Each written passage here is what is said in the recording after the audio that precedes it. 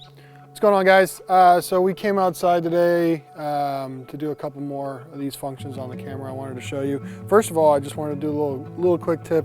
Anytime someone hands you their camera to take a photo of something, well, their phone to take a photo of something, it's always a good practice. I don't know how many times I've taken someone's phone off of them and I've looked at the screen and it's super cloudy.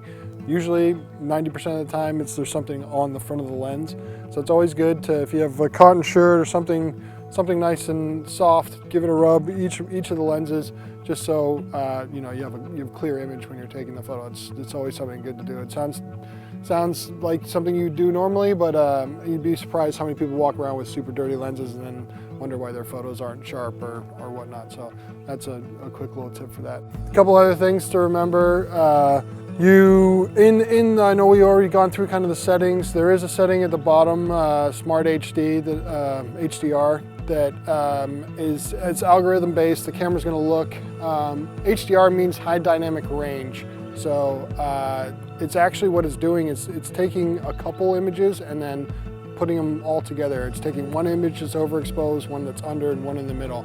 And it's what it's doing is it's trying to find more detail in the shadow. So like I was saying with raw images in that section, it's kind of a cheating way of doing that without the kind of the file size you're going to get from raw. So I have HDR turned on. The iPhone does a really good job of kind of selecting when to use that and when not to use that. But it's your own preference. Some of the forms of iPhone will actually have the HDR button on top and you can turn on and off. And it's really, again, it's up to the preference of the photographer. Another quick hack for people, when you have your phone locked on the lock screen, yes, there is the icon on the bottom of the phone and the flashlight, but if you actually literally just drag your finger across to the left on the screen itself, it'll immediately launch the camera within a second. So that's a nice little feature to know about that not a lot of people do. You kind of go down and hold your finger on the camera button. You don't have to do that. You literally can just swipe with your finger across the screen to the left and it'll open the camera for you.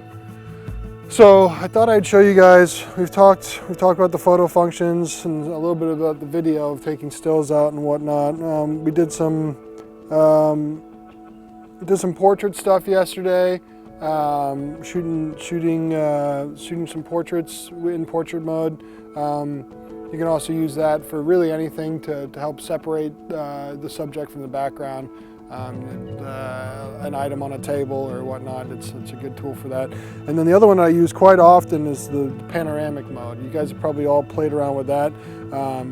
You simply just click and drag across, and then it gives you this ultra wide kind of view, which is really cool. But a lot of people don't know you can actually turn it the other direction. So, but this is kind of a cool feature if you're in front of a really tall building, you can't get it all in.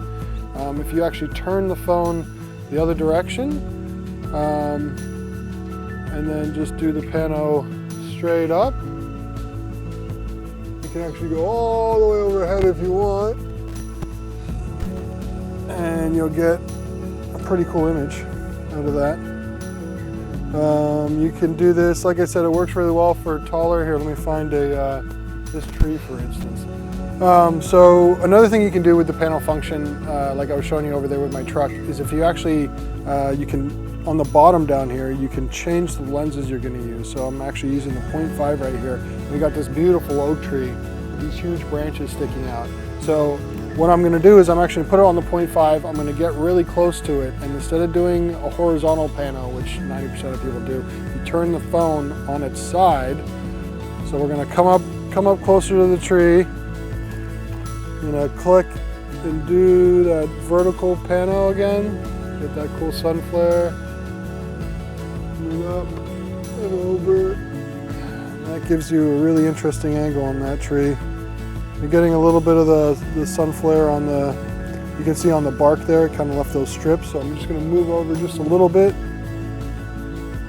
Let's try it one more time, hiding the sun behind the trunk. These are kind of, it's all trial and error because we're just messing around, but I think